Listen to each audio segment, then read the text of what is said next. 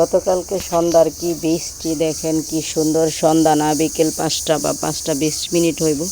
এই টাইমে দেখেন বৃষ্টির দৃশ্যটা কি সুন্দর। আমাদের গেটের ভিতরে বৃষ্টিগুলো পড়তেছে, আমাদের বাড়ির গাছপালাগুলো দেখেন কি সুন্দর বাতাসে হেলতাছে দুলতাছে। আর বৃষ্টিটা কিন্তু একটু একটু শিলাবৃষ্টি হয়েছিল, কেউ বুঝতে পারছেন না কি জানি না, ছোট ছোট শিলাও পড়ছিল বৃষ্টির সাথে।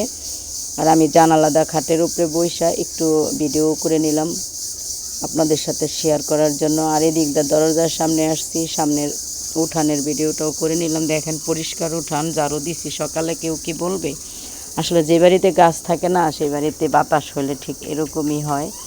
এই তো দেখেন আমাগো বাড়ির উঠানের এই অবস্থা। এই যে এদিক দিয়ে বের হইতে হয় উঠানের।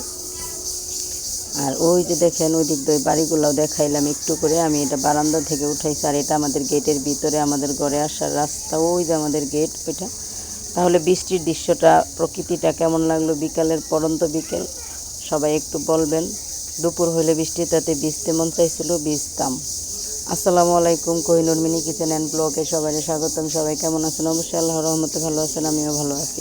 বৃষ্টির দিনে মনে চাচ্ছে আমার ছেলের ভাজা পোড়া কিছু খেতে, কি করার। তারপরেও বৃষ্টি, বাহিরে লার্কি চুলায় রান্না করতে চলে আসলাম সন্ধ্যার পরে।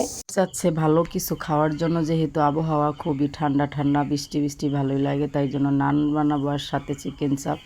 3 কাপ আটা, 3-4 টেবিল চামচ ইস্ট আর স্বাদ মতো চিনি, লবণ দিয়ে গরম কুসুম গরম দুধ দিয়ে একটু তেল দিয়ে মেখে, উপরে একটু তেল মেখে তারপরে ঢেকে রেখে দিলাম যতক্ষণ ফুলতে সময় লাগে, ইস্টটা গলতে। তারপর আমি এখানে চিকেন নিয়ে নিয়েছি, মানে মুরগির মাংস, 2টা মুরগির মাংসের বুকের অংশ নিয়েছি আর 2টা রান নিয়েছি।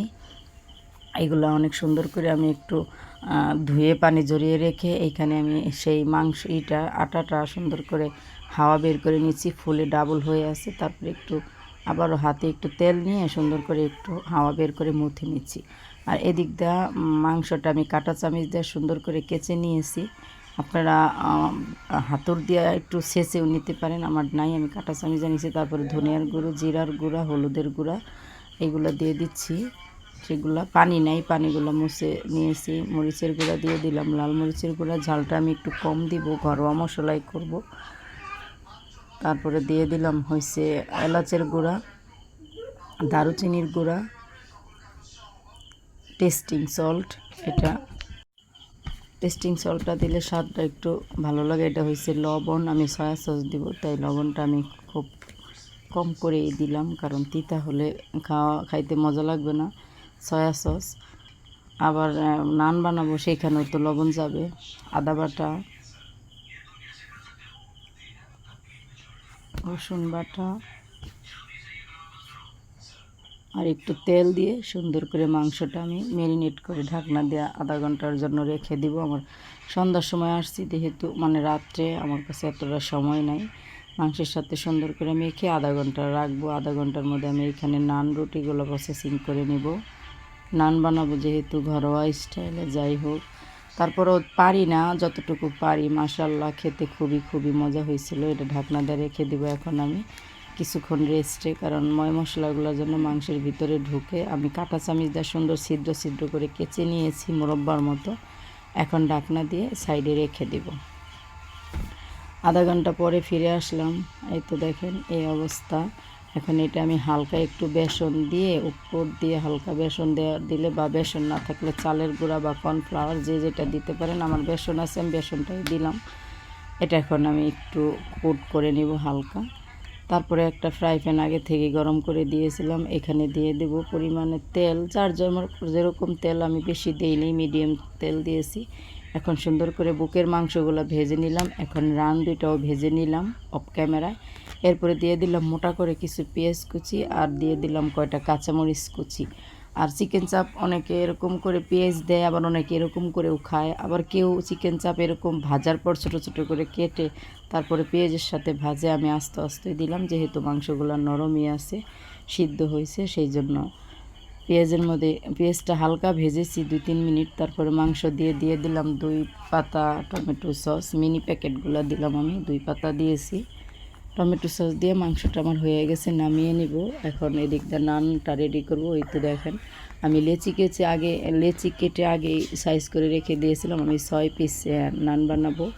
আর উপরে একটু ধনেপাতা দিয়ে দিচ্ছি, আসলে ক্যামেরাটা এক হাতে ধরলে মাঝে মাঝে হয় না, পুরো ভিডিওটা আসে না। খাওয়াটা আবার মাংস উঠায় গরম হয়েছে, তারপরে আমি সেই নান রুটিটা বানিয়ে নিছি, এটা দিয়ে দিলাম। হালকা তেল দিলে নানটা খেতে একটু মজা লাগবে, সেই কারণে আমি হালকা একটু তেল দিয়ে দিয়েছি। এই তো দেখেন নানটা কিন্তু অনেক সুন্দর হয়েছে, অনেক সুন্দর ফুলেছে, আর খুবই মজা হয়েছে। দেখেন একটু একটু বুদবুদ উঠতে ফুলেও গেছে। এখন বানিয়ে নেব একটা মেয়োনিজ, সিদ্ধ ডিম আর সিদ্ধ আলু দিয়ে। আমি এখানে একটা আলু নিয়েছি আর একটা ডিম সিদ্ধ করে ব্লেন্ডার জারে দিয়ে দিলাম। আর দিয়ে দিলাম 2 কোয়া রসুন, আমার কাছে রসুন মেয়োনিজটা ভালো লাগে। আর দিয়ে দিলাম রান্নার তেল দেওয়ার পরে এখন এইখানে আর অন্য অন্য কিছু দিব। একটু দুধ দিয়ে দিলাম, গরুর দুধ, গুঁড়া দুধটা আমার নাই, তাই আমার রোজ করা দুধ। আর দিয়ে দিলাম চিনি, যে যেমন মিষ্টি খেতে পছন্দ করেন ওরকম। দিয়ে দিব একটু সিরকা মানে একটু ভিনেগার দিয়ে দিলাম। তারপরে ওটা আমি ব্লেন্ডার করে নিব, সাইডে রেখে দিছি। আর এখানে আমি একটা সালাদ বানিয়ে নিব, মিষ্টি সালাদ গরুর দুধ দিয়ে। আর ধনে আর ধনে একসাথে গুঁড়া করে নিয়েছি, সেগুলো দিয়েছি। একটু চিনি দিয়ে দিলাম, আর শসা পেঁয়াজ, আমি মরিচ দিব না, এটা মিষ্টি সালাদ। আর দিয়ে দিলাম স্বাদ মতো লবণ। এইভাবে একটু এই সালাদটা খেতে অনেক মজা হয়, খুব সিম্পলের ভিতরে, একবার খেয়ে দেখবেন।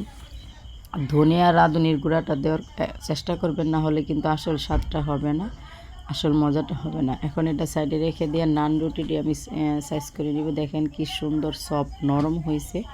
আসলে আমি যে এত পারফেক্ট গড়ে নান রুটি বানাতে পারবো আমার কল্পনার বাইরে ছিল। আসলে আমি কল্পনাও করিনি, জীবনের প্রথম আরেক দিন বানিয়েছিলাম, সেটা হয়নি। বাট আজকে আল্লাহর রহমত করছে, আমার মুখের দিকে তাকাইছে, হয়েছে। এখন এগুলো আমি পিস করে কেটে নিব, দোকানের মতো কেটে নিলে খেতে সুবিধা হবে, সেই জন্য। এতটা নরম আর এতটা সুন্দর দুধ দেওয়ার কারণে গ্রান হয়েছে, কি বলবো, অনেক সুন্দর। আর এই তো দেখেন ঘরে রুমে চলে আসছি, ওই চুলার পর থেকে সব নিয়ে দিয়ে দিলাম এক মিনি প্যাকেটের 1 প্যাকেট টমেটো সস। এখন এটা আমি ব্লেন্ডার করে নেব, ব্লেন্ডার। এই তো দেখেন ব্লেন্ডার করার পর এই তো ফাইনাল লুক, কি সুন্দর হয়েছে, অনেক সুন্দর। আমার ছেলে আর সহ্য করতে পারতেছে না, খালি বারবার আমার অনেক কাজ করে দিয়েছে। আমার ছেলে দুটোর জন্য সবাই দোয়া করবেন। আজকে এই পর্যন্তই। এই তো দেখেন সবগুলা রুটি, ছোট্ট একটা মিনি নান বানাইছি আমার ছোট ছেলের জন্য।